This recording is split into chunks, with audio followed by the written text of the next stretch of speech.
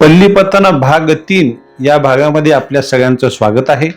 आपल्या अंगावर जर पाल पडली तर कोणते शुभ संकेत आहेत आणि कुठले अशुभ संकेत आहेत याबद्दल आपण माहिती घेणार। याआधी आपण 2 व्हिडिओ केलेले आहेत। या दोन्ही व्हिडिओमध्ये वेगवेगळी माहिती मी आपल्याला दिलेली आहे, पण या व्हिडिओमध्ये अजून भरपूर माहिती मी आपल्याला देणार। पल्लीपतन भाग 3 तर वर्णन काय केलेलं आहे ते आपण पाहूयात। स्तनयुग्मेच सौभाग्यम कक्ष स्तोत्रम सुखावह वामे बाहु बहुक्लेशो यशस्यात दृश्य बाहुके।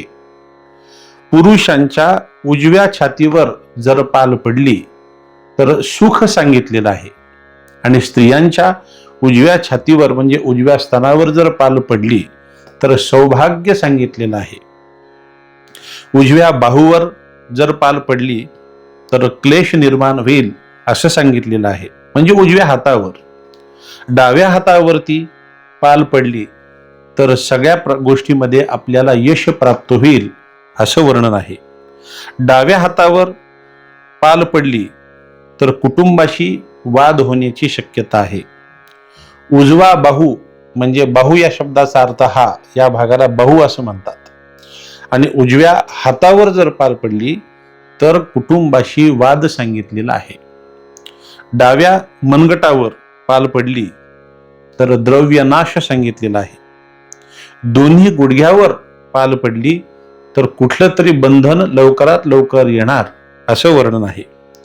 दोन्ही पायावर जर पाल पडली तर आपण लवकरात लवकर बंधनमुक्ती, त्या ठिकाणी बंधनच सांगितलेलं आहे। जसं गुडघ्यावरती पाल पडली, पायावर पाल पडली तर बंधन, त्याच पद्धतीने पायावर जर पाल पडली तर बंधन सांगितलेलं आहे कुठलं तरी। पायाच्या नखांवर पाल पडली तर पशु आणि चाकर यांचा नाश सांगितलेला आहे। कमरेवर पाल पडली तर वस्त्र आणि अलंकार याचा लाभ सांगितलेला आहे मंडळी।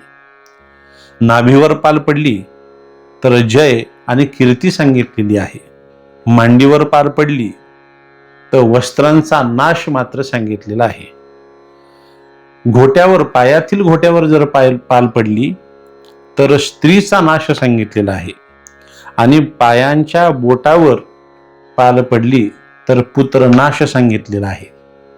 आपल्या प्रत्येक अवयवावर कुठे ना कुठे जर पाल पडली तर त्याचा लाभ काय आहे, अशुभ संकेत कुठले आहेत याचं अजूनही वर्णन आहे। पण घाबरू नका मंडळी, जरी पाल आपल्या अंगावर पडली तर घाबरण्याचं काम नाही। अशा वेळेला गोमूत्रेण स्नापयित्वा, गोमूत्र अंगावरती शिंपडावं, महादेवाच्या मंदिरामध्ये जाऊन महादेवाला पाणी घालावं तांब्याभर आणि दर्शन घ्यावं, जेणेकरून हा दोष दूर होईल। मंडळी, आपल्या शास्त्रामध्ये हे असे अनेक उपायही सांगितलेले आहेत आणि शुभ संकेत अशुभ संकेतही सांगितलेले आहेत। तर ही होती पल्लीपतन, पाल आपल्या अंगावर पडल्यानंतरचा हा 3रा भाग मी आपल्याला सांगितला आहे।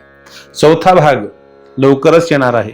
अजून अवयवावर कुठे कुठे पाल पडेल आणि कुठे शुभ आहे कुठे अशुभ आहे हे आपण 4थ्या भागामध्ये पाहणार आहोत। तर आमची ही माहिती आपल्याला कशी वाटली एकदा नक्की कमेंट करा, आणि हो, ही माहिती इतरांना सुद्धा शेअर करा, इतरांना सुद्धा ही माहिती होऊ द्या। आणि माहिती आवडली असेल तर लाईक करा, आणि आपल्या यूट्यूब चॅनलला जर सबस्क्राईब केलं नसेल तर जरूर सबस्क्राईब करा। धन्यवाद।